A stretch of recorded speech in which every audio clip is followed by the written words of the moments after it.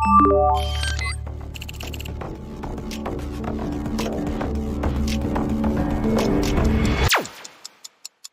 तक आपने सुना कि गेम में अपनी आंखों के सामने एक लड़के को मरता देख आर्यन सहम जाता है और अपने भाई अभिषेक को सही सलामत बचाने की जिद में वो सुरंग से बुरी शक्तियों को हटाने के लिए ताबीज लगाने जाता है, मगर बरगद के पेड़ के तने उसे जकड़ लेते हैं। उसकी हड्डी टूट जाती है और आंखें बंद होने लगती हैं। अब आगे। तभी डगडग की आवाज के साथ लाल जूते बाहर आए और एक तेज आवाज आई, रेड डांसिंग शूज एक्टिवेटेड। इसके बाद वो जूते आर्यन के सामने आ गए और कुछ ही पलों में पेड़ के तनों को काटकर आर्यन को आजाद कर दिया। आर्यन की 4-5 गहरी सांस लेने की आवाज आई। उसने कहा, थैंक यू मुझे बचाने के लिए। आर्यन ने दर्द से कराहते हुए कहा, यह तो मेरा फर्ज है। जूतों ने कहा, तुम तो मुझे हमेशा बचा सकते हो। नहीं, एक टास्क में सिर्फ एक बार मेरा इस्तेमाल किया जा सकता है। बाय। ये बोलकर जूते वापस इन्वेंट्री में चले गए। आर्यन ने फिर तावीज को देखा और धीरे धीरे लंगड़ाते हुए उस तावीज को मूर्ति के माथे पर लगा दिया, जिसके बाद एक चमक के साथ काला धुआं निकलना बंद हो गया। ये देखकर आर्यन बहुत खुश हुआ। अब बस भगवान की मूर्ति ढूंढकर उन्हें स्थापित करना होगा और इस काम के लिए मेरे पास बस 20 मिनट बचे हैं। आर्यन ने अपनी घड़ी की ओर देखते हुए कहा। उस मूर्ति से उतरने के बाद आर्यन को मूर्ति पर लिखे हुए कुछ नंबर्स दिखाई दिए। 20.026886 75.177057। आखिर ये क्या है? आर्यन ने कुछ ना समझ आने के भाव से कहा, मगर तभी आर्यन को तुरंत कंकाल के पास से मिले नक्शे की याद आई। उसने गिनती देखी, फिर नक्शा देखा। वो तुरंत समझ गया कि मूर्ति पर लिखी गिनती किसी जगह पहुंचने के कोऑर्डिनेट्स हैं। ये एक पता था मूर्ति तक पहुंचने का। उसने उन कोऑर्डिनेट्स को नक्शे पर देखा और फिर उस जगह की ओर लंगड़ाते हुए चल पड़ा। उस जगह पर पहुंचकर आर्यन को एक बहुत बड़ा पत्थर का नाग दिखाई दिया, ठीक वैसा ही जैसा सुरंग के बाहर बना हुआ था। उस नाग के नीचे एक खाली जगह थी। हो ना हो यहीं से मूर्ति को हटाया गया होगा। मुझे जल्द से जल्द मूर्ति ढूंढकर यहाँ पर रखनी होगी। आर्यन ने इधर उधर नजर दौड़ाते हुए कहा। तभी पास ही कोने में उसे एक त्रिशूल दिखाई दिया। उस त्रिशूल को देखकर वो समझ गया कि मूर्ति भी यहीं कहीं आसपास होगी। फिर थोड़ा ढूंढने के बाद उसे पत्थरों के बीच एक शिवलिंग दिखाई दी। उसने शिवलिंग के सामने हाथ जोड़े और उसे सावधानी से उठाकर पत्थर के नाग के नीचे बनी जगह पर स्थापित कर दिया। फिर उसने त्रिशूल लाकर शिवलिंग के बराबर में खड़ा कर दिया, मगर शिवलिंग के स्थापित होते ही वो पत्थर का नाग जिंदा हो गया और वो आर्यन की तरफ बढ़ने लगा।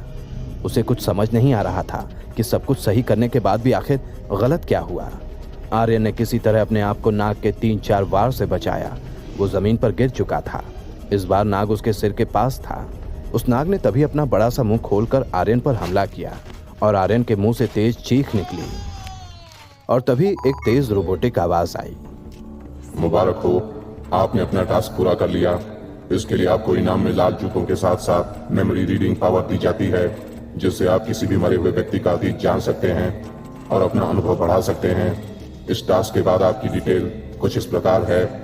लेवल 1 अनुभव 25%, नैतिकता 60, हुनर मेमोरी रीडिंग, मरे हुए व्यक्ति का दिमाग पढ़ना, रेस अच्छा इंसान बनने की ओर, काम रूहों का रखवाला, इन्वेंट्री लाल जूते।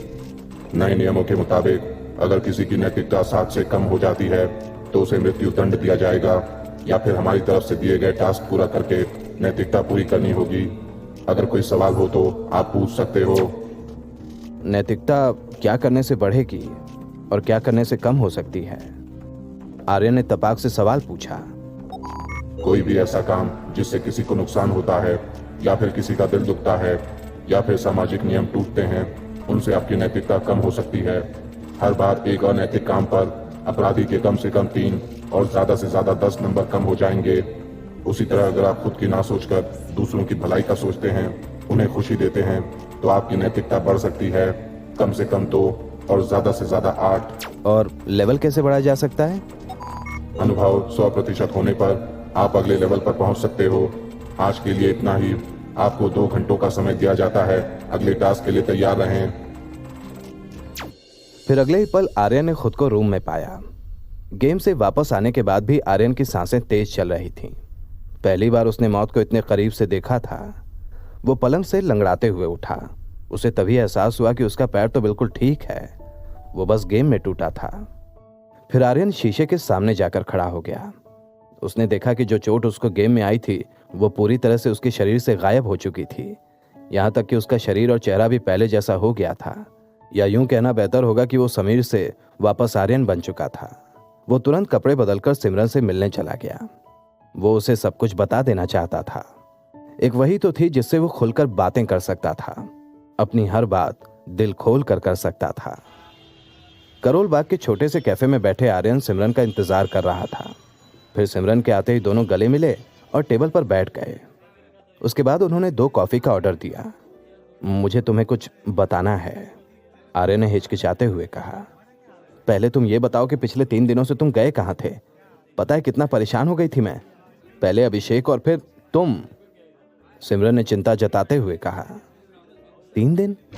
मगर मैं तो सिर्फ 3 घंटों के लिए गया था, आर्यन ने खुद से ही कहा। क्या गेम में बिताया 1 घंटा असली दुनिया के 1 दिन के बराबर है? आर्यन को खुशी भी हो रही थी कि सिमरन को उसकी परवाह है। क्या हुआ, किस सोच में पड़ गए? सिमरन ने आर्यन की आंखों के सामने चुटकी बजाते हुए कहा। अब कुछ नहीं। तो बताओ कहाँ थे 3 दिन? वो मैं अभिषेक को ढूंढ रहा था, इसीलिए किसी से मिलने का वक्त ही नहीं मिला, आर्यन ने कहा।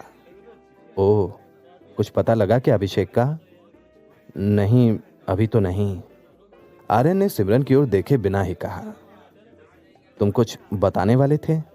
क्या बात है, बोलो, सिमरन ने वेटर से कॉफी लेते हुए कहा। कुछ खास नहीं, बस ऐसे ही। अच्छा मैं चलता हूँ, कुछ काम है, और तुम ज्यादा परेशान मत होना, ओके? मैं अभिषेक को ढूंढकर जरूर लाऊंगा, आर्यन ने अपनी बात पलटते हुए कहा। आर्यन घर जाते हुए सोच रहा था कि अच्छा हुआ उसने सिमरन को गेम के बारे में कुछ नहीं बताया। पता नहीं वो उसकी बातों पर विश्वास करती या नहीं। घर पहुंचकर आर्यन सीधे अपने कमरे की ओर चल पड़ा, मगर तभी उसके दादा की आवाज से वो रुक गया। कहाँ गए थे? उसके दादा ने अपनी सख्त आवाज में पूछा। वो सिमरन से मिलने गया था, आर्यन ने घड़ी की तरफ देखते हुए कहा, और वो सोचने लगा कि उसे जल्द से जल्द अपने कमरे में जाना पड़ेगा। अगले 10 मिनट में उसे टास्क मिल जाएगा। तुम्हारे कपड़ों से एक अलग सी गंध आ रही है, दादा ने उसकी शर्ट की ओर इशारा करते हुए कहा। वो पिछले 3 दिनों से बदले नहीं है ना, तो शायद उसी की गंध होगी। मैं भी जाकर बदलता हूं। आर्यन ये बोलते ही अपने कमरे की ओर दौड़ पड़ा। अपने कमरे में पहुंचकर उसने दरवाजा लगाया, और जैसे ही 2 घंटे पूरे हुए, एक आवाज फिर से उसके कानों में गूंजी। इंतजार की घड़ी हुई पूरी, क्या आप अपने अगले टास्क के लिए तैयार हैं? ये वही रोबोटिक आवाज थी जो उसके सीने में मौजूद ब्लैक कांच से आ रही थी। हाँ, आर्यन ने गहरी सांस लेते हुए कहा। सुनकर बहुत खुशी हुई। अब आप जिस व्यक्ति को सबसे ज्यादा प्यार करते हो उसे अपने दिल की सभी बातें कहनी हैं, और साथ ही साथ वो सब पूरा करना है जो तुमने उसके साथ ख्वाब बनाए थे, वो सब पूरे करने हैं, वो भी 5 घंटों के अंदर अंदर। अगर तुमने नहीं किया तो उस व्यक्ति को मरना होगा, और तुम्हारे आगे के पड़ाव बंद हो जाएंगे, जिससे तुम अपने भाई अभिषेक को भी नहीं बचा सकते। क्या तुम खेलने के लिए तैयार हो?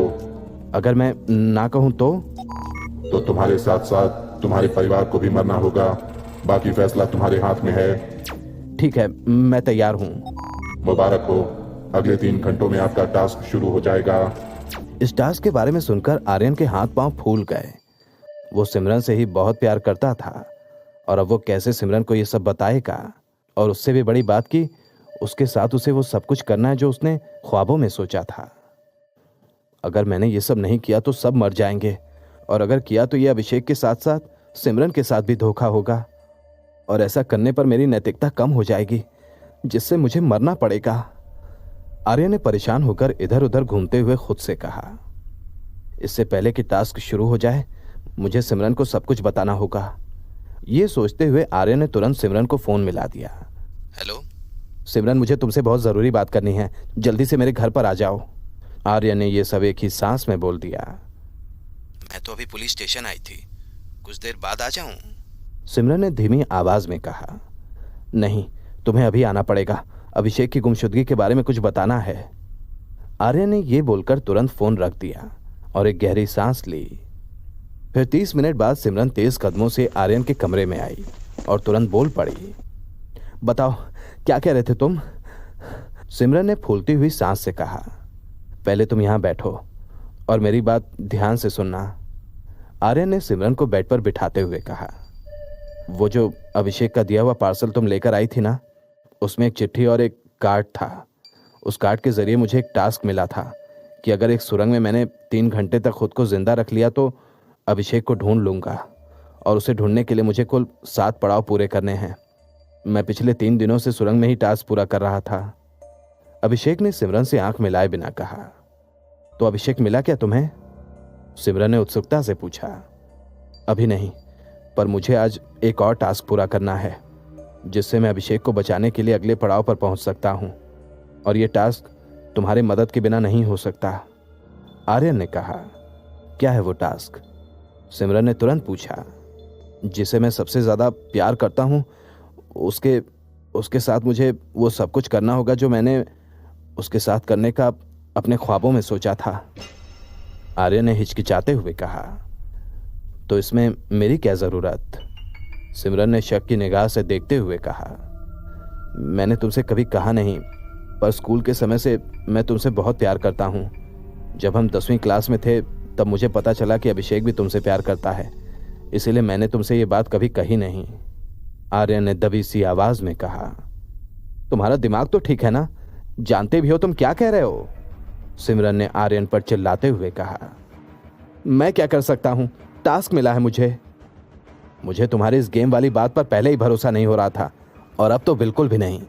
मैं अच्छे से जानती हूं तुम जैसे लोगों को। भाई नहीं है तो उसके ना होने का फायदा उठाना चाहते हो। तुम्हें ये सोचते हुए शर्म भी नहीं आई? कुछ ही महीनों में भाभी बनने वाली हो तुम्हारी, और तुम? छी! सिमरन का चेहरा गुस्से से तमतमा रहा था। तुम्हारा गुस्सा बिल्कुल जायज है, पर मैं भी कुछ नहीं कर सकता। मुझे वार्निंग मिली है, अगर टास्क नहीं किया तो सभी लोग मारे जाएंगे, तुम भी, अभिषेक भी, और मैं तुमको खोना नहीं चाहता। आर्यन ने सिमरन की आंखों में देखते हुए कहा। उसकी आंखें भर आई थीं। कितना नाटक करोगे तुम मेरे सामने? हाँ, कुछ तो शर्म करो। सिमरन ने आर्यन को देखकर मुंह बनाते हुए कहा, तुम्हें मेरी बातों पर यकीन नहीं हो रहा है तो ये देखो। आर्यन ने अपनी शर्ट उतारकर सीने पर बने घूमते हुए निशान को दिखाया। ये वही कार्ड है जो अभिषेक ने पार्सल में भेजा था, और ये किसी तरह मेरे शरीर में समा गया है, जिसकी वजह से मुझे टास्क मिले। और ये देखो, ये वही चिट्ठी है जो अभिषेक ने भेजी थी और कहा था कि इसके बारे में किसी को मत बताना। अब सिमरन का गुस्सा धीरे धीरे शांत हो रहा था, लेकिन उसे भी समझ नहीं आ रहा था कि आखिर सब कुछ वो आर्यन के साथ कर कैसे सकती है। उसने कभी भी आर्यन को उन नजरों से देखा नहीं था। जानती हो, मैं कभी ऐसा नहीं करना चाहता था, पर सिचुएशन ही ऐसी है कि मैं चाहते हुए भी कुछ नहीं कर सकता। ये कहते हुए आर्यन की आंखों से आंसू टपक गए। ठीक है, तो बताओ मुझे क्या करना होगा? सिमरन ने बेबसी से पूछा। ये सब करने के बाद आर्यन कैसे भला अपनी नैतिकता बचाएगा? क्या वाकई में सिमरन आर्यन के साथ वो सब कर पाएगी जो आर्यन ने कभी अपने सपनों में सोच रखा था? अगर ये टास्क पूरा किया तो ये अनैतिक काम होगा, और नैतिकता के नंबर कम होने पर आर्यन मर भी सकता है। क्या होगा अब आर्यन का? जानने के लिए सुनते रहिए पॉकेट एफएम।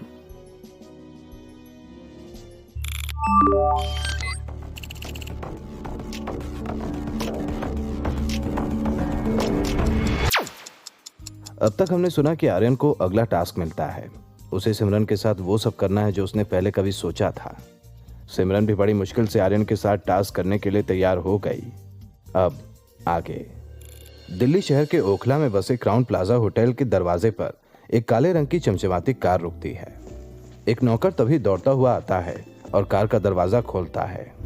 उसमें से आर्यन काले रंग के सूट में बाहर निकलता है और अपना हाथ देकर सिमरन को कार से बाहर निकालता है। सिमरन लाल रंग के वन पीस में किसी अप्सरा से कम नहीं लग रही है। दोनों होटल की छत पर बने एक टेबल पर बैठे हैं। दोनों के हाथ में वाइन का ग्लास है। मैं हमेशा से तुम्हें यहां लाना चाहता था, आर्यन ने वाइन का एक घूंट पीकर कहा। अच्छा, और ये सब कैंडल लाइट डिनर, वाइन, मेरे लिए ड्रेस, इतना महंगा होटल, तुम कब से इतने रोमांटिक हो गए? सिमरन ने हल्की मुस्कुराहट के साथ कहा, जब से तुम्हें पहली बार देखा तभी से, आर्यन ने फ्लर्ट करते हुए कहा। और ये सुनकर सिमरन शर्मा गई। तो ये भी मेरा ही कमाल है। सिमरन ने अपने दांतों से होठों को दबाते हुए कहा, बिल्कुल। अच्छा, तुम्हें कभी किसी ने बताया है कि जब भी तुम मुस्कुराती हो तो बहुत खूबसूरत लगती हो? ऊपर से जब तुम अपने बालों को संवारती हो, उसे देखने के लिए तो अच्छे अच्छे लोग खुशी खुशी अपनी जान गंवा दें। आर्यन ने सिमरन की आंखों में आंख डालकर कहा, हम भी देखें कौन खुशी खुशी मरता है। सिमरन ने यह कहते हुए अपने हाथों से बालों की लटों को कान के पीछे खोंस लिया। मैं तो कब का मर चुका हूं, और कितना मारोगी? यह बोलकर आर्यन हंस पड़ा और उसने आगे कहा, मैं तुम्हारे लिए राहत इंदौरी साहब का एक शेर सुनाना चाहता हूं, इजाजत है? बिल्कुल है। यह कहकर सिमरन ने वाइन का ग्लास उठा लिया और आखिरी घूंट पीने लगी। देखकर आपकी मुस्कुराहट हम अपने होश खो बैठे, देखकर आपकी मुस्कुराहट हम अपने होश खो बैठे, हम होश में आने को ही थे, आप फिर से मुस्कुरा बैठे। जैसे ही शेर पूरा हुआ, सिमरन की वाइन भी खत्म हो गई और उसे एहसास हुआ कि ग्लास में एक अंगूठी भी है। सिमरन अंगूठी अपने हाथ में लेकर आर्यन की ओर देखने लगी। आई लव यू। अगले ही पल आर्यन हाथ में गुलाब का फूल लिए सिमरन के सामने था। तुम नहीं जानते ये सुनने के लिए मैं कब से इंतजार कर रही थी। I love you to.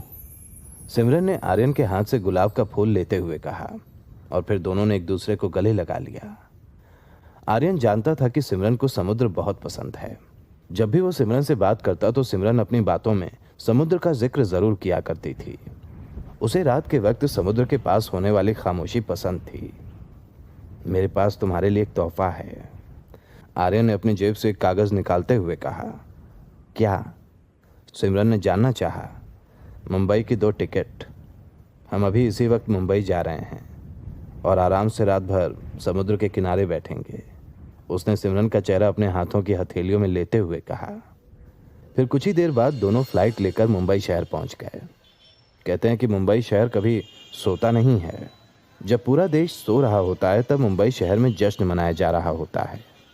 Aryan और सिमरन रात के इसी जश्न में शामिल हो चुके थे। एयरपोर्ट से टैक्सी लेकर वो सीधे मरीन लाइंस चले गए और समुद्र के किनारे बैठ गए।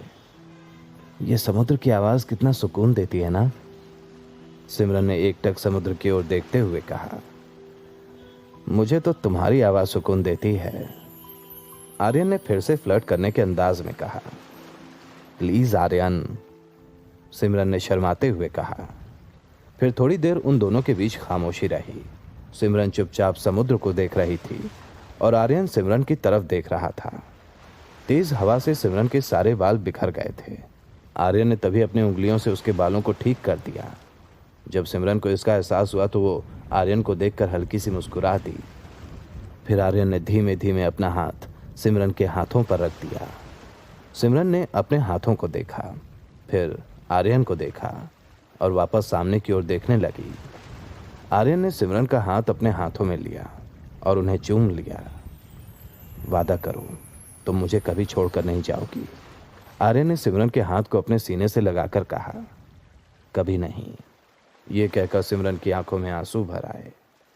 वो दोनों धीरे धीरे एक दूसरे के करीब आ रहे थे। वो दोनों इतने करीब आ चुके थे कि एक दूसरे की सांसों को महसूस कर सकते थे। उनकी आंखें बंद हो चुकी थीं। तभी उन्होंने होठों पर किस कर ली। फिर जब उन्हें एहसास हुआ कि वो दोनों बाहर हैं तो वो तुरंत हट गए। एक बात बोलूं? सिमरन ने आर्यन की तरफ देखते हुए कहा। बोलो, आर्यन ने कहा। ये मेरी पहली किस थी और जितना मैंने अभी तक सोचा था ये उससे कहीं ज्यादा खूबसूरत थी। सिमरन ने आर्यन के हाथ पर हाथ रखते हुए कहा। मेरी भी। आर्यन इससे ज्यादा कुछ नहीं बोल पाया। वो बस सिमरन की आंखों में देखता रह गया। वो पूरे 2 घंटे वहीं पर घूमे, ढेर सारी बातें की, पिज्जा साथ में खाया। उसके बाद फिर वो अपने होटल की ओर चल पड़े। होटल में पहुंचकर सिमरन और आर्यन की फिर से नजरें मिली और दोनों जान नहीं पाए कब वो एक दूसरे के नजदीक आ गए। काश मैं इस पल को यहीं रोक पाता, आर्यन ने सिमरन के कानों में फुसफुसाते हुए कहा, जो हो रहा है उसे होने दो, रोको मत। सिमरन ने उसी अंदाज में कहा। एक बार फिर दोनों के होंठ एक दूसरे से जा मिले थे। उन दोनों की सांसें तेज हो चली थीं। थोड़ी ही देर में वो दोनों बिस्तर पर आ गए थे। आर्यन सिमरन के होठों को, गालों को और गर्दन को चूम रहा था। 16 डिग्री पर चल रहे एयर कंडीशनर में भी दोनों के शरीर की गर्मी से वो दोनों पसीने से तरबतर हो गए थे। अब आर्यन को अपने और सिमरन के बीच कोई और नहीं चाहिए था। सिमरन ने भी रोका नहीं। उन्होंने एक दूसरे के कपड़े उतार दिए। सिमरन ने आर्यन को जोरों से पकड़ लिया। अब जो हो रहा था उन दोनों का उस पर काबू नहीं था। वो बस बहते जा रहे थे। वो दोनों पूरी रात एक दूसरे की बाहों में लिपटे हुए थे। पल भर में जी भर के सदियों का प्यार कर रहे थे। दो जिस्म एक जान हो गए थे दोनों। बस एक दूसरे को देखे जा रहे थे। प्यार करते करते चूर हो गए थे दोनों। उस प्यार में सुख और चरम सुख की अनुभूति ज्यादा थी। तभी आर्यन और सिमरन अपनी आंखों पर से वर्चुअल गैजेट उतारते हैं और एक दूसरे को देखकर हामी में सिर हिलाते हैं। दरअसल आर्यन और सिमरन ये सब आर्यन के बनाए हुए गेम में वर्चुअली कर रहे थे। टास्क पूरा हो गया, आर्यन ने खुशी से कहा। तभी कार्ड के जरिए उस कार्ड से रोबोटिक आवाज आई। तुमने इस गेम के साथ धोखा किया है। मैंने कोई धोखा नहीं दिया है। तुमने जो कहा था मैंने वही किया, आर्यन ने सख्त आवाज में कहा। लेकिन तुमने ये सब वर्चुअली यानी कि सिर्फ एक गेम की दुनिया में किया है, असल में नहीं। तुमने कहा था कि ये सब करना है, पर यह नहीं बताया था कि कैसे करना है। उस हिसाब से मैंने टास्क पूरा कर लिया है और अब मेरी नैतिकता भी कम नहीं होगी, क्योंकि मैंने असलियत में कुछ भी गलत नहीं किया है। और कहते हैं ना कि अगर आपने सोचा गलत लेकिन गलत को अंजाम नहीं दिया तो ये पाप नहीं है, आर्यन ने मुस्कुराते हुए कहा। तुमने ठीक कहा, तुमने टास्क पूरा कर लिया है। हम तो इस टास्क के जरिए ये देखना चाहते थे कि तुम अपने दिमाग का कितना इस्तेमाल कर सकते हो। ये देखकर हम खुश हुए और अब तुम अगले लेवल के लिए खेल सकते हो। तुम्हारा अगला लेवल अब से ठीक 24 घंटे बाद शुरू होगा, तैयार रहना। ये कह के रोबोटिक आवाज शांत हो गई। थैंक यू सिमरन, मेरा भरोसा करने के लिए। तुम देखना, मैं अभिषेक को जरूर वापस लेकर आऊंगा। अभिषेक ने सिमरन को विश्वास दिलाते हुए कहा। हाँ, अच्छा एक बात बताओ, सिमरन ने आर्यन के करीब जाते हुए कहा। हाँ बोलो, तुम सच में मेरे साथ ये सब करना चाहते थे? सिमरन ने एकटक आर्यन को देखते हुए कहा। हाँ, ये सब पहले चाहता था, लेकिन जब से तुम्हारे और अभिषेक के बारे में पता चला तो मैं खुद पीछे हट गया। अब वैसा बिल्कुल भी नहीं सोचता, बल्कि अब तो उतना प्यार भी नहीं रहा तुमसे। आर्यन ने अपने दाएं हाथ की उंगली से अंटी बनाकर यह सब कह दिया।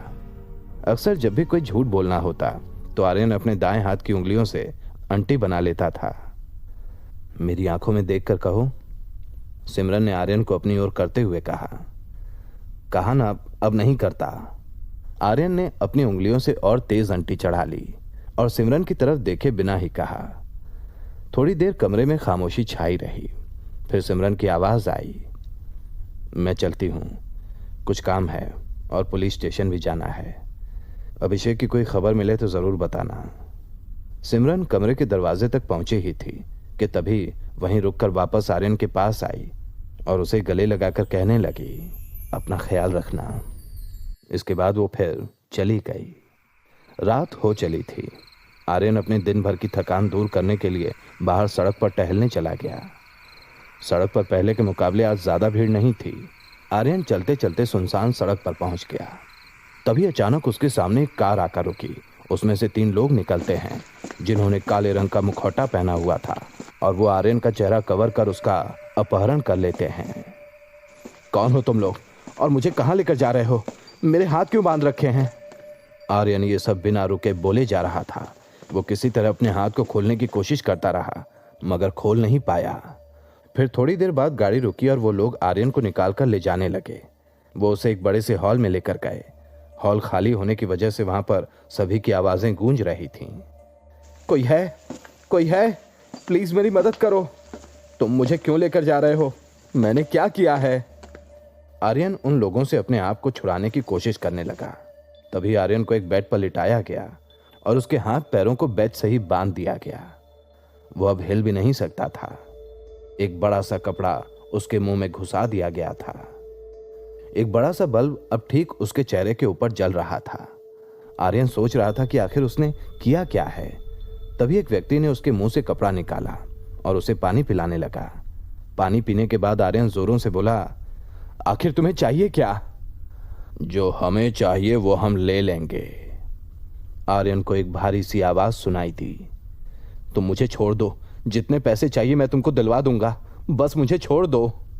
आर्यन घबराते हुए बोले जा रहा था, हमें पैसे नहीं चाहिए। तो क्या चाहिए, बोलते क्यों नहीं? आर्यन इस बार लगभग चीख पड़ा था। उसके मुंह से लार टपक रही थी, माथा और शरीर पसीने से लथपथ हो चुका था। तभी आर्यन को एक आवाज सुनाई दी, सर, एनेस्थीसिया के इंजेक्शन लगाना है। एक लड़की ने दूसरे व्यक्ति से पूछा, नहीं, अभी नहीं। जब तक इसे दर्द का एहसास नहीं होगा तब तक उसे निकालने का कोई फायदा नहीं है। क्यों सर? लड़की ने कहा, अगर हमने इस काट को बेहोशी की हालत में निकाला तो इसकी सारी शक्तियां गायब हो जाएंगी, और अगर होश में रहते हुए निकाला तो वो अपनी पूरी शक्तियों में ही हमको मिलेगा। वो लड़की हामी में सिर हिलाकर चली गई। फिर एक कैंची लेकर आई और आर्यन की शर्ट को फाड़ डाला। उसके बाद एक डॉक्टर ने आर्यन के सीने पर पेन से कुछ निशान बनाया और दूसरे डॉक्टर से बात करते हुए कहा, हमें यहां से यहां तक चीरना होगा, वरना गड़बड़ हो जाएगी। याद रहे, थोड़ी सी भी गड़बड़ हुई तो सारा काम खराब हो जाएगा, और यह भी हो सकता है कि इसकी जान चली जाए। यह सुनकर आर्यन के हाथ पांव फूल गए। वो कुछ कहता तब तक एक डॉक्टर ने अपना चाकू आर्यन के सीने पर रख दिया था। ये तुम क्या कर रहे हो? आर्यन की एक जोरदार चीख निकली। तभी एक तेज आवाज के साथ 3 काले रंग की कार अंदर आती है। उनके अंदर आते ही सब चौकन्ने हो जाते हैं। उन कारों में से तभी कुछ लोग निकलते हैं और गोलियां चलाना शुरू कर देते हैं।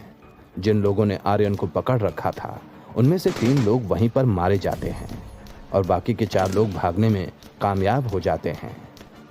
सर, वो लोग भाग गए। एक व्यक्ति समर की ओर देखते हुए बोला, तुम मेरा मुंह क्या देख रहे हो? जाओ और पकड़ कर लाओ उन्हें। समर ने चीखते हुए कहा। ये वही लोग थे जो आर्यन के घर पर उसके भाई अभिषेक के बारे में पूछताछ करने आए थे। समर ने तभी आर्यन की छाती पर लगे गोल काट को देखकर कालंदी की ओर इशारा किया। फिर कुछ लोगों ने आर्यन को उठाकर कार में बैठा दिया। आर्यन अब भी नहीं जानता था कि ये लोग इसे लेकर क्यों जा रहे हैं।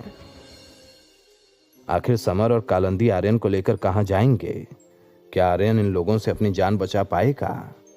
जानने के लिए सुनते रहिए पॉकेट एफएम।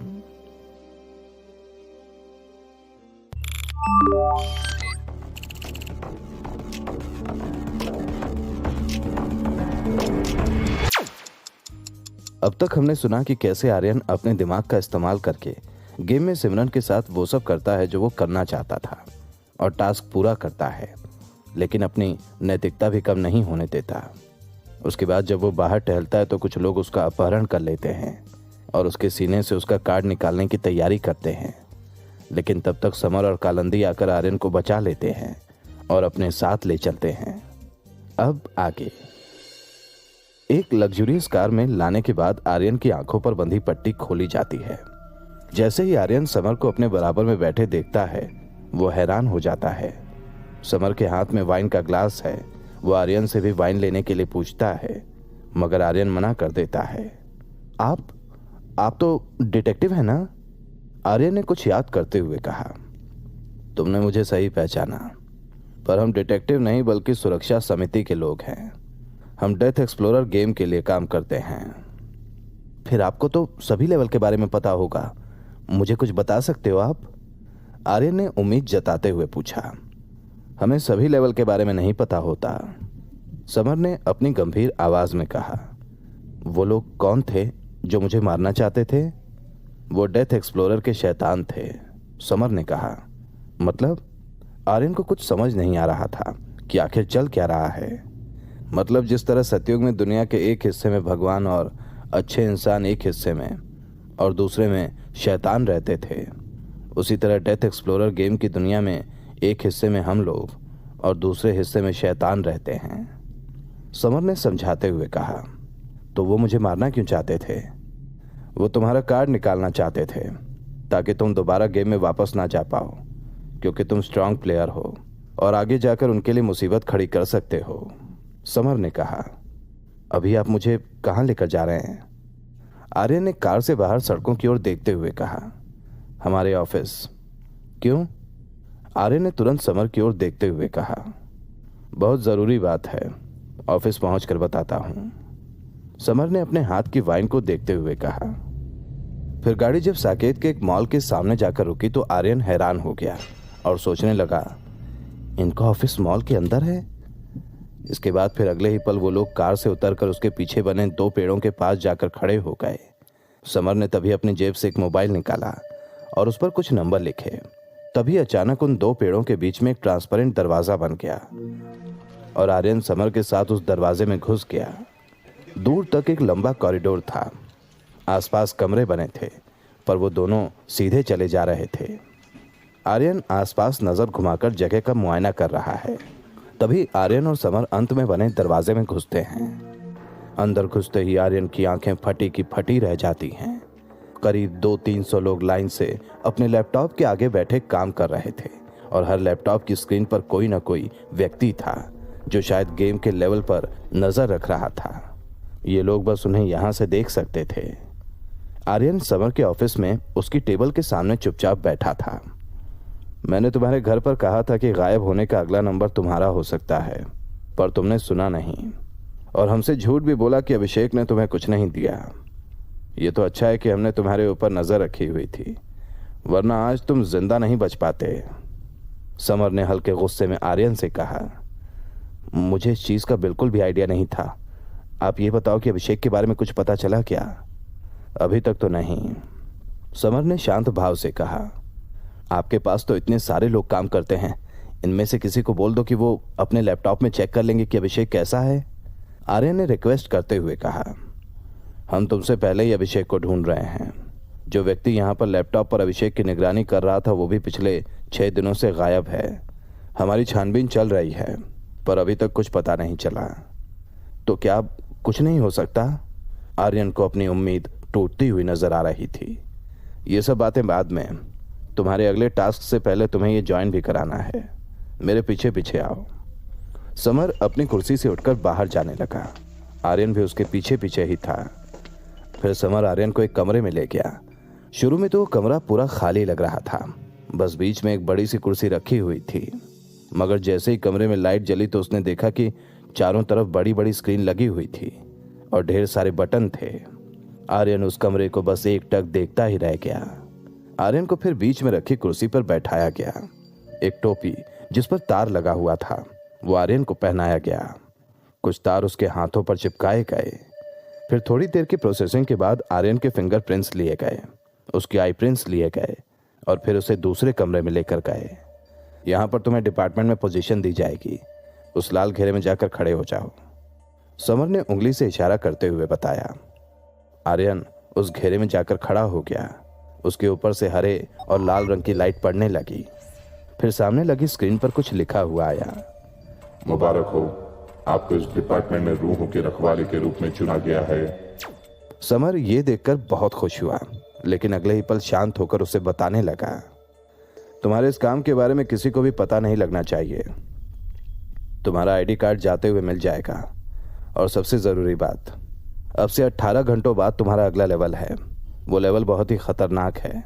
अब तक जो भी उसमें गया है कोई भी वापस नहीं आया, इसीलिए उसके खतरों से हर कोई अनजान है। बस तुम्हें एक सलाह दूंगा कि उस गेम में कुछ शैतानी औरतें शादी के जोड़े में तुमसे शादी करना चाहेंगी। उनसे संभल कर रहना। ज़्यादातर लोग वहीं पर मरे हैं। ये कहकर समर आर्यन को बाहर दरवाजे पर छोड़ आया और कहने लगा, घर पर तुम्हें एक पार्सल मिलेगा। उसमें तुम्हारा आईडी कार्ड है और एक फ़ोन भी, जिससे तुम गेम की दुनिया की खबरें जान सकते हो। एक आखिरी बात, सिक्योरिटी के चलते हम खुफिया दरवाज़ा बदलते रहते हैं। जब भी बदलेगा तुम्हें उसकी जानकारी फ़ोन पर ही मिल जाएगी। आर्यन बहुत सारे सवाल लिए अपने घर की ओर चल पड़ा, लेकिन इस वक्त वो अपना पूरा ध्यान अगले टास्क के लिए लगाना चाहता था। फिर घर पहुंचकर उसने पार्सल लिया और अपनी चीज़ें छिपा दी और सोने चला गया। फिर अगले दिन जब आर्यन की आंखें खुली तो टास्क शुरू होने में 30 मिनट बाकी थे। उसने खुद को गेम के लिए तैयार किया। अपनी माइग्रेन की गोली खाई ताकि गेम में कोई परेशानी ना हो। हेलो समीर, आपका स्वागत है डेथ एक्सप्लोरर के दूसरे पड़ाव में। इसमें आपको सुरंग में मिलने वाले सभी पड़ाव पूरे करके नागमणि को शैतानों से आजाद करना है। अपनी इन्वेंट्री में से जितनी बार चीजों का इस्तेमाल करोगे उतनी बार आपके नैतिकता के 1 पॉइंट कम हो जाएंगे। क्या आप खेलने के लिए तैयार हैं? हाँ, मैं तैयार हूँ, आर्या ने जोरों से अपनी मुट्ठी भींचते हुए कहा। फिर अगले ही पल उसके चारों ओर काला अंधेरा छा गया और देखते ही देखते उसका शरीर भी वापस समीर के रूप में बदलने लगा। इस बार की सुरंग पहले से बहुत बड़ी दिखाई दे रही थी। आर्य ने एक कदम आगे बढ़ाया, तभी उसके पांव मानो जम से गए। वहां पर एक नहीं बल्कि 3 सुरंगें थीं। तभी पेड़ से एक पत्ता आर्यन के ऊपर आकर गिरा। उसने देखा तो उस पर कुछ लिखा हुआ था, एक सही फैसला जिंदगी दे सकता है और एक गलत फैसला आपकी जान भी ले सकता है। आर्यन तुरंत ही समझ गया कि उसको उन 3 में से किसी एक सुरंग को चुनना होगा, वो सुरंग जो असली हो। आर्यन ने फिर तीनों ही सुरंग के पास जाकर देखा। उसे तीनों ही असली लगी। वो समझ नहीं पा रहा था कि आखिर असली सुरंग कौन सी है। उसने सभी तरीके आजमा लिए थे मगर कोई भी तरीका काम नहीं कर रहा था। उसने तभी एक पत्थर से अपनी घड़ी को तोड़ा और उसकी स्टील और धूप की मदद से रिफ्लेक्शन बनाया। वो जानता था कि सुरंग नकली होगी या आंखों का भ्रम होगी तो धूप का रिफ्लेक्शन उसके सामने गुम हो जाएगा और जो सुरंग असली होगी उसमें धूप अंत तक जाएगी। आर्यन ने फिर तीनों ही सुरंगों में ऐसा करके देखा। जो आखिरी सुरंग थी उसमें धूप अंत तक गई। ये देखकर आर्यन समझ गया कि यही असली सुरंग है। फिर जैसे ही उसने सुरंग में कदम रखा तो दोनों नकली सुरंगें तुरंत ही गायब हो गईं। ये देखकर आर्यन की जान में जान आई। वो सोचने लगा, अगर शुरुआत ही ऐसी है तो आगे चलकर क्या होगा। सुरंग में थोड़ी सी दूर आगे बढ़ने पर उसे दूर खड़ा एक आदमी दिखाई दिया। वो पानी से भरे तालाब को पार करने के लिए उसमें उतरा, मगर जैसे ही वो बीच तालाब में पहुंचा एक जानवर नुमा चीज उसे पैरों से पकड़कर अंदर डुबोने लगी। वो आदमी अपनी जान बचाने के लिए बहुत हाथ पैर चला रहा था, मदद की गुहार लगा रहा था। वो बार बार पानी में डूबता फिर वापस ऊपर आ जाता। उसके बाद जब वो आदमी बुरी तरह थक गया तो उस जानवर नुमा चीज ने उसको छोड़ दिया। अब वो आदमी खुद ही डूब रहा था। अपनी जान बचाने तक की जान भी उसमें नहीं बची थी, जिसके बाद कुछ ही पलों में उसकी लाश पानी के ऊपर तैरने लगी। ये देखकर आर्यन समझ गया कि उसको क्या करना है। वो सावधानी से तालाब में उतरा। फिर जब वो तालाब के बीचों बीच पहुंच गया तो उसे भी किसी जानवर नुमा चीज ने पैरों से पकड़कर खींचा। जब जब उसे पानी के अंदर खींचा जाता वो बचने के लिए हाथ पैर नहीं चलाता और फिर जब उसे छोड़ दिया जाता तो वो थोड़ी सी कोशिश करके हल्का सा आगे बढ़ जाता। इसी तरह अपनी एनर्जी सेव करके थोड़ा थोड़ा करके आर्यन ने तालाब पार कर लिया। लेकिन जब वो तालाब से बाहर निकला तो उसे एहसास हुआ कि तालाब का पानी कोई साधारण पानी नहीं है। आर्यन के जितने शरीर पर पानी लगा हुआ था वहां से उसके शरीर ने गलना शुरू कर दिया था। तभी उसकी कलाई पर उल्टी गिनती चालू हो गई और एक आवाज आई, पानी में जाने की वजह से आपके पास कुल मिलाकर 5 घंटे बचे हैं। इन 5 घंटों में अगर लेवल पार नहीं किया तो आपका पूरा शरीर गल जाएगा और आप मर जाओगे। ये सुनकर आर्यन के पैरों तले जमीन खिसक गई। उसे अभी तक इस सुरंग के बारे में बिल्कुल भी पता नहीं है। वो कैसे भला 5 घंटों में इसे पूरा करेगा। वो तेज कदमों से आगे की ओर बढ़ने लगा। तभी उसे एक लड़की दिखाई दी। उसे याद आया कि ये तो वही लड़की है जो इससे पहले टास्क में मिली थी। अरे तुम यहाँ पर? आर्यन ने उस लड़की का ध्यान अपनी ओर करते हुए कहा, धीरे बोलो, अगर उन्होंने सुन लिया तो दिक्कत हो जाएगी। उस लड़की ने आर्यन को चुप कराते हुए कहा, कौन सुन लेगा? आर्यन ने फुसफुसाते हुए कहा, वही कुंवारे लड़कों की प्यारी शैतानी औरतें। उसने इशारे से दुल्हन की जोड़े में खड़ी 5-6 औरतों की ओर इशारा करते हुए कहा, तुम्हें इनके बारे में पता है और कौन हो तुम? आर्यन ने उत्सुकता से पूछा। मेरा नाम सपना है। मैं बहुत देर से छुपकर इन्हें देख रही हूँ। कई लोग यहाँ से गए पर कोई जिंदा नहीं रहा। ये लड़कों से शादी करने के सभी तरीके आजमाती हैं और जब शादी हो जाती है तो कभी भी उन्हें मारकर खा जाती हैं। और अगर कोई लड़की यहाँ से गई तो उसे अपना कॉम्पिटिटर समझती हैं और तुरंत मार डालती हैं। सपना ने धीरे धीरे आर्यन को हर एक बात समझाते हुए कहा। तो इसका मतलब है कि यहां से निकलने का कोई रास्ता नहीं है? आर्यन ने घबराते हुए पूछा। एक रास्ता है, सपना ने कहा। क्या? अगर तुम वहां पर किसी एक से शादी कर लो। सपना ने तुरंत जवाब दिया। तुम पागल हो गई हो क्या? ऐसे तो मैं बच ही नहीं पाऊंगा। आर्यन ने गुस्से में लेकिन आवाज धीमे रखते हुए कहा। पहले पूरी बात सुनो। पहले टास्क में मुझे एक वरदान मिला था कि मैं जब भी मन करे अपनी पसंद की चीज ले सकती हूँ। तो अब मैं उसका इस्तेमाल करके एक शादी का लाल जोड़ा ले लूंगी और उसे पहनकर उनके बीच खड़ी हो जाऊंगी। फिर जब तुम वहां आओगे तो शादी के लिए मुझे चुन लेना। इससे तुम भी बच जाओगे और मैं भी। सपना ने मुस्कुराते हुए कहा। आर्यन ने ऐसा करने के लिए हामी भर दी, बल्कि उसके पास दूसरा कोई चारा भी नहीं था। उधर सपना लाल जोड़े में तैयार होकर उनके बीच जाकर खड़ी हो गई थी। अब बारी थी आर्यन की। उसने गहरी सांस लेकर अपने दिल की धड़कन को नॉर्मल किया और फिर आगे बढ़ गया। फिर जब वो उनके बीच पहुंचा तो सभी जयमाला लेकर आर्यन की ओर बढ़ी और उनमें से किसी एक ने कहा, अगर जिंदा रहना चाहते हो तो हम में से किसी एक से शादी कर लो। मगर जैसे ही आर्यन ने उनकी तरफ मुड़कर देखा, वो सुन्न रह गया, मानो उसके जिंदा रहने के सभी रास्ते बंद हो गए हों। उसने पाया कि वहां खड़ी सभी औरतों ने घूंघट कर रखा था, जिसकी वजह से आर्यन पहचान नहीं पा रहा था कि आखिर इनमें से वो लड़की सपना कौन है। क्या आर्यन उस लड़की को पहचान पाएगा या फिर गलत औरत से शादी करके मारा जाएगा? जानने के लिए सुनते रहिए पॉकेट एफएम।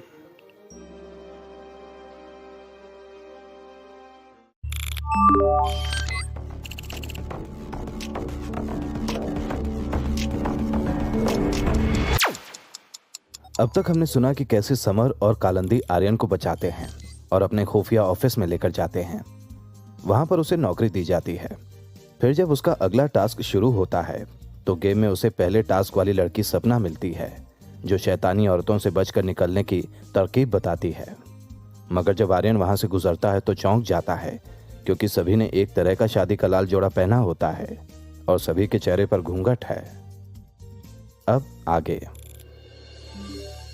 आर्यन एक एक करके सभी की ओर देख रहा था।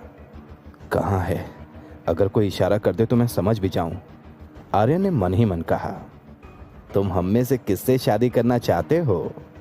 तभी एक औरत ने कहा, मुझसे कर लो, तुम्हें सारे सुख दूंगी। दूसरी औरत ने कहा और जयमाला लेकर आर्यन की ओर बढ़ी। एक मिनट रुको, मुझे चुनने दो। आर्यन ने उसे रोकते हुए कहा। उसने एक बार फिर से सभी औरतों पर नजर घुमाई और तभी उसे एक औरत के हाथ में अंगूठी दिखी। ये देखकर आर्यन ने बाकी औरतों के भी हाथ देखे। किसी के हाथ में भी अंगूठी नहीं थी। वो तुरंत तभी उसकी ओर इशारा करते हुए बोला, मुझे इससे शादी करनी है। ये सुनकर उस लड़की ने आर्यन के गले में जयमाला डालकर शादी कर ली, जिसके बाद वो दोनों आगे की ओर बढ़ गए। तुम्हें पता है मैं कितना डर गया था? तुम कुछ बोली क्यों नहीं? आर्यन ने हल्की आवाज में गुस्सा दिखाते हुए कहा। अगर मैं बोलती तो पकड़ी जाती, फिर मेरे साथ साथ तुम भी नहीं बचते, समझे? सपना ने आंख बड़ी करके आर्यन को समझाते हुए कहा। वो दोनों आगे बढ़े। सुरंग अब दो रास्तों में बढ़ चुकी थी। आर्यन का मानना था कि बाएं तरफ वाला रास्ता सही है, मगर सपना का मानना था कि दाएं तरफ का। इसीलिए दोनों अपने अपने रास्तों की ओर बढ़ गए। फिर आर्यन चलते चलते 3 कमरों के पास पहुंचा और उसने पाया कि तीनों कमरों के दरवाजे पर एक एक अक्षर लिखा हुआ था। पहले दरवाजे पर लिखा था बी, दूसरे पर लिखा था ई और तीसरे पर था आई। आर्यन पहले कमरे की ओर बढ़ा और उसमें आर्यन को 3 कमरे दिखाई दी। बाकी पूरा कमरा खाली था। ये देखकर आर्यन धीरे से बाहर निकल गया और दूसरे कमरे की ओर बढ़ा। वहां पर उसे बहुत सारे हथियार दिखे। वहां पर लिखा था कि आप इनमें से कोई एक हथियार ले सकते हैं। आर्यन ने फिर थोड़ी देर सोचने के बाद एक तलवार उठा ली। वो बड़ी ही सावधानी से तीसरे कमरे की ओर बढ़ा, मगर कमरे का दरवाजा खोलते ही उसे सामने कुर्सी पर 3 लोग बैठे दिखाई दिए। अभिषेक, सिमरन और वो लड़की सपना। उनके हाथ पैर और मुंह रस्सी से बंधे हुए थे। ये देखकर आर्यन ने तुरंत उनके मुंह से पट्टी खोल दी। इसके बाद आर्यन एक एक करके उनकी रस्सी खोलना शुरू कर ही रहा था कि तभी कमरे में जोरों की आवाज सुनाई दी। तुम्हें अगले 3 मिनट में इनमें से किसी एक को अपनी तलवार से मारना होगा। अगर तुमने किसी को नहीं मारा तो तीनों के साथ साथ तुम भी मारे जाओगे। इसी के साथ ही कमरे का दरवाजा बंद हो गया और लाल लाइट जल गई। आर्यन, मुझे बचा ले भाई। ये बोलते हुए अभिषेक की आंखों में आंसू आ गए। मैं आपको कुछ नहीं होने दूंगा भाई। ये बोलते हुए आर्यन अभिषेक की रस्सी खोलने की ओर बढ़ा। आर्यन, मैं तो तुम्हारा पहला प्यार हूं ना, मुझे नहीं बचाओगे? सिमरन ने रिक्वेस्ट करते हुए कहा। आर्यन, भूल गए? थोड़ी देर पहले मैंने तुम्हारी जान बचाई थी, अब तुम्हारी बारी है मुझे बचाने की। सपना ने रोते हुए कहा। आर्यन उनके सामने खड़ा बस ये सोच रहा था कि आखिर किसे बचाऊं और किसे मारूं। तभी सिमरन और अभिषेक लड़की से बहस करने लगे। माफ करना, तुम्हें मरना पड़ेगा, हम आर्यन के सगे हैं। अभिषेक ने लड़की से कहा। सगे हो तो क्या हुआ, वो मेरी वजह से यहां पर जिंदा है, वो मुझे नहीं मार सकता। तुम मुझे नहीं मारोगे ना आर्यन? लड़की ने आर्यन की ओर देखते हुए कहा। ये कहां फंस गया हूं, मैं किसी को भी नहीं मार सकता। आर्यन ने अपने हाथ से तलवार फेंकते हुए कहा। नहीं मारेगा तो हम सब मारे जाएंगे, अब तेरे ऊपर है। एक को मारकर 3 लोगों की जिंदगी चाहता है या फिर सभी को मरता देखना चाहता है? अभिषेक ने आर्यन से चीखते हुए कहा। आर्यन के कुछ समझ नहीं आ रहा था, उसकी आंखें लाल हो चुकी थीं। तभी वो तलवार की ओर बढ़ा और फिर उसने तलवार उठा ली। मुझे माफ करना, मैं करना नहीं चाहता पर मेरे पास कोई दूसरा रास्ता नहीं है, आर्यन ने पछतावे के साथ उस लड़की से कहा। फिर जैसे जैसे आर्यन तलवार लेकर उस लड़की सपना की ओर बढ़ रहा था, वो चीखना शुरू कर रही थी। आर्यन ने तभी उसके करीब जाकर आंख बंद कर ली और एक तेज झटके के साथ सपना के ऊपर वार कर दिया। कुछ देर का सन्नाटा छाया रहा। आर्यन के कंधे झुक चुके थे। वो लाचार सा आंख बंद किए खड़ा बस रोए जा रहा था। एक आवाज के साथ तभी आर्यन की आंख खुली। ये तुम्हारी परीक्षा लेने के लिए सिर्फ एक छलावा था और अफसोस कि तुम इसमें पास नहीं हो पाए, लेकिन एक और परीक्षा तुम्हारा इंतजार कर रही है। अगर उसमें पास हो जाते हो तो बच जाओगे और इस परीक्षा में फेल होने की वजह से तुम्हारी नैतिकता में से 1 पॉइंट लिया जाता है। आर्यन की जान में जान आई, लेकिन उसकी नैतिकता से 1 पॉइंट भी कम हो गया है, जो उसकी मौत का कारण बन सकता है। किसी न किसी तरह नैतिकता 59 से वापस 60 पर लानी होगी। ये सोचते हुए आर्यन आगे की ओर बढ़ गया। आर्यन को तभी एक कुआं दिखाई दिया। उस कुएं में से कुछ लोगों की आवाजें आ रही थीं। शायद इस कुएं में जाकर ही पता चलेगा कि आखिर आगे क्या करना है, आर्यन ने कुएं में झांकते हुए कहा। आर्यन को कुएं की गहराई का अंदाजा नहीं था और उसमें किन किन मुश्किलों का सामना करना पड़ेगा वो ये भी नहीं जानता था। उसने एक पत्थर को कुएं में डालकर तभी उसकी गहराई नापनी चाहिए, मगर पत्थर के गिरने की कोई आवाज नहीं आई। उसने दोबारा तभी एक बड़ा सा पत्थर डाला और इस दफा बहुत देर बाद आवाज आई। उसने तभी अपनी तलवार को कमर में बांधकर धीरे धीरे कुएं में उतरना शुरू कर दिया। कुएं में पहुंचकर उसे कंकाल दिखाई दिए। उसने अपनी शक्तियों का इस्तेमाल करके उनके बारे में जानना चाहा, लेकिन कुछ जान नहीं पाया। वो जब भी किसी कंकाल को छूता तो एक आवाज आती, इसकी मौत का कारण जान पाना असंभव है, ऐसे तो मैं आने वाले खतरे का अंदाजा भी नहीं लगा पाऊंगा, आर्यन ने आसपास नजर घुमाते हुए कहा। फिर आगे बढ़ने पर आर्यन को 2 लोगों के चीखते हुए भागने की आवाज आई। वो डर से एक बड़े से पत्थर के पीछे छिप गया। उसने देखा कि 2 आदमी बेतहाशा भागे चले जा रहे हैं। उनकी सांसें फूली हुई हैं, वो पसीने से तरबतर हैं और उनके पीछे एक ज़ॉम्बी जैसा जीव पड़ा है। उस ज़ॉम्बी ने तभी एक आदमी पर हमला कर दिया। उसने अपने दांतों से उस आदमी की गर्दन का आधा मांस एक बार में ही निकाल दिया और दोनों हाथों से उस मांस को चबाने लगा। ये देखकर आर्यन की आंखें फटी की फटी रह गईं। ज़ॉम्बी के बारे में उसने फिल्में तो बहुत देखी थीं, पर असल में आज देख रहा था। डर से उसके दिल की धड़कनों ने बढ़ना शुरू कर दिया था। तभी वो ज़ॉम्बी दूसरे आदमी की तरफ बढ़ गया और देखते ही देखते वो आदमी जिसको ज़ॉम्बी ने मारा था वो भी ज़ॉम्बी बन गया और आगे बढ़ गया। आर्यन ने मौका पाते ही धीमे कदमों से आगे बढ़ना शुरू कर दिया। वो नहीं जानता था कि आगे और कितने ज़ॉम्बी मिलेंगे, लेकिन उसने फिल्मों में देखा था कि वो देख नहीं सकते, सिर्फ सुन सकते हैं और सूंघ सकते हैं। इसीलिए आर्यन ने जमीन पर पड़ा थोड़ा सा खून अपने कपड़ों पर लगा लिया, ताकि अगर कोई ज़ॉम्बी उसे सूंघे तो उन्हें अपने ही गंध आए। फिर आगे आर्यन को ज़ॉम्बीज का झुंड दिखाई दिया। करीब 200-300 ज़ॉम्बीज उधर घूम रहे थे। आर्यन का पैर तभी एक पत्थर से टकराया और जोरों की आवाज हुई। आवाज सुनते ही सभी ज़ॉम्बीज सतर्क हो गए और आर्यन की ओर बढ़े। आर्यन ने अपनी आंखें बंद कर ली और अपने हाथों से सिर को ढककर बैठ गया, जिसके बाद उन्होंने आर्यन के चारों ओर घेरा लगा लिया। फिर आर्यन को सूंघा और आगे बढ़ गए। आर्यन किसी तरह वहां से आगे बढ़ा। उसके हाथ की खाल गल चुकी थी और मांस दिखना शुरू हो गया था। वो तेजी से आगे बढ़ा। वहां उसे एक प्राचीन मंदिर दिखाई दिया। उसने देखा कि भगवान नटराज की मूर्ति के ठीक ऊपर एक बड़ी सी घड़ी लटकी हुई थी, जिसकी सुइयां उल्टी घूम रही थीं। आर्यन को तभी मूर्ति के पास लिखी एक पहेली दिखाई दी। सीधा सा वार हो, हाथ में तलवार हो, जब तीनों साथ हो, खुलता एक दरबार हो। इसका क्या मतलब हो सकता है? आर्यन ने भौं सिकोड़ते हुए कहा। सीधा सा वार हो, हाथ में तलवार हो। आर्यन ने बड़बड़ाना शुरू किया। जब तीनों साथ हो। कौन तीनों? यहां तो सिर्फ मैं हूं। आर्यन को तभी अचानक घड़ी का ख्याल आया। तीनों सुइयां साथ हों, मतलब 12 बजे, यानी कि ठीक उसके सिर के ऊपर। उसने दोबारा वो पहेली पढ़ी। अगर मैं ऊपर तलवार से सीधा वार करूं तो शायद हो सकता है कोई दरवाजा खुले। आर्यन ने अंदाजा लगाते हुए कहा। फिर उसने ठीक वैसा ही किया, पर वहां पर कुछ नहीं हुआ। आर्यन को कुछ समझ नहीं आ रहा था। तभी उसके दिमाग में कुछ आया और उसने घड़ी के ठीक ऊपर वार किया, जिसके बाद एक चमकदार रोशनी के साथ एक दरवाजा खुला। आर्यन जल्दी से उसके अंदर चला गया। वहां इतनी रोशनी थी कि किसी का आंख खोलना भी मुमकिन नहीं था। आर्यन ने किसी तरह आंख को हल्का हल्का खोला और आगे बढ़ने लगा। उसे तभी एक पिलर के ऊपर जगमगाती हुई नागमणि दिखी। उसने तुरंत उस नागमणि को उठा लिया और वापस चल दिया। वापस मंदिर में पहुंचने के बाद उसने तेजी से कदम बढ़ाने चालू किए। थोड़ी देर चलने के बाद वो रुका। इतनी देर तो मुझे नहीं लगी थी आने में, तो अब जाने में इतना वक्त क्यों लग रहा है? आर्यन ने अपनी फूलती हुई सांस के साथ कहा और फिर से आगे की ओर चल पड़ा।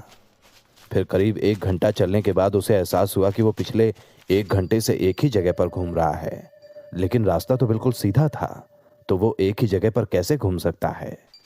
उसने फिर से चलना चालू किया और देखा तो वो दोबारा उसी जगह पर था जहां से थोड़ी देर पहले वो निकला था। आर्यन की घबराहट बढ़ती जा रही थी और अब उसका माइग्रेन भी शुरू हो रहा था। अगर मैं यहां से नहीं निकला तो माइग्रेन भी बढ़ सकता है। जल्दी ही कुछ करना होगा। आर्यन ने अपना सिर खुजलाते हुए कहा और सोचने लगा। उसे दोबारा तभी उसी घड़ी की याद आई। आखिर उसकी सुइयां उल्टी क्यों घूम रही थीं? कहीं ऐसा तो नहीं कि मैं मणि की वजह से टाइम लूप में फंस गया हूं और बार बार वहीं घूम रहा हूं? अगर ऐसा है तो इससे बाहर कैसे निकलूं? आर्यन सोचने लगा। क्या पता जैसे घड़ी की सुइयां उल्टी घूम रही थी, अगर मैं भी उल्टे रास्ते जाऊं तो इस टाइम लूप से बाहर निकल जाऊं। हाँ, ये सोचकर उसने उल्टी ओर चलना शुरू कर दिया, जिसके कुछ देर बाद उसे कुएं का वही छोर मिला और वो तुरंत वहां से बाहर निकल गया। वो बाहर निकला ही था कि तभी उसे पीछे से किसी की आवाज आई। आर्यन, आर्यन, आर्यन। आर्यन को तभी याद आया कि बचपन में उसकी दादी बताया करती थी कि अगर कोई अंधेरे में 3 बार तुम्हारा नाम पुकारे तो कभी भी पीछे मुड़कर मत देखो, वहां खतरा हो सकता है। आर्यन ने बिना पीछे मुड़े कांपती हुई आवाज में कहा, तुम मुझे जानते हो। अकेला था तो सोचा तुमसे बातें कर लूं। बरगद के पेड़ ने अपनी तने आर्यन के पास ले जाकर कहा, बोलो। मैं जानता हूं तुम्हारे पास नागमणि है, पर एक बात मैं तुम्हें बता दूं, अगर तुमने इसे इसकी जगह पहुंचा दिया तो आगे चलकर बहुत बड़ी दिक्कत आने वाली है। कौन सी दिक्कत? आर्यन ने पूछा। वो मैं नहीं बता सकता, बस इतना जान लो कि सब कुछ उलट पलट हो सकता है। अगर नहीं किया तो मैं वापस नहीं जा पाऊंगा, आर्यन ने सख्त आवाज में कहा। ये तुम्हारे ऊपर है। तुम अपनी और अपने भाई अभिषेक की जान बचाना चाहते हो या फिर हजारों लाखों लोगों की। मैं नहीं जानता क्या सही है और क्या गलत। मुझे अभी जो सही लगेगा मैं वही करूंगा। ठीक है, कर लो, लेकिन एक बार मेरी तरफ तो देख ही सकते हो ना। पेड़ का एक तना तभी आर्यन के गाल को सहलाने लगा।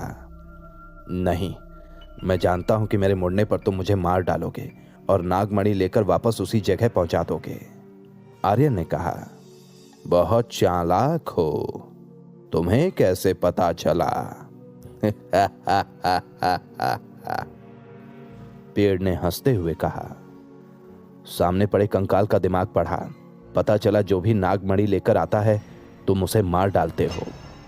आर्यन ने उठकर जाते हुए कहा, सही कहा, लेकिन तुम आने वाले खतरे से अनजान हो। मैं सब देख लूंगा।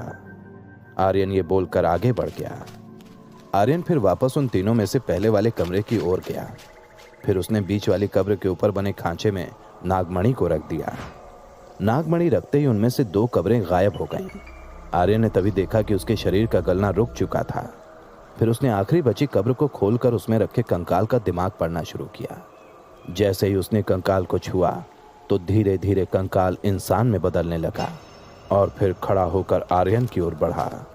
ये देखकर आर्यन डर से कुछ बोल नहीं पा रहा था। आखिर वो कंकाल किसका था और वो जिंदा क्यों हुआ? क्या आर्यन अब वापस असली दुनिया में जा पाएगा? जानने के लिए सुनते रहिए पॉकेट FM।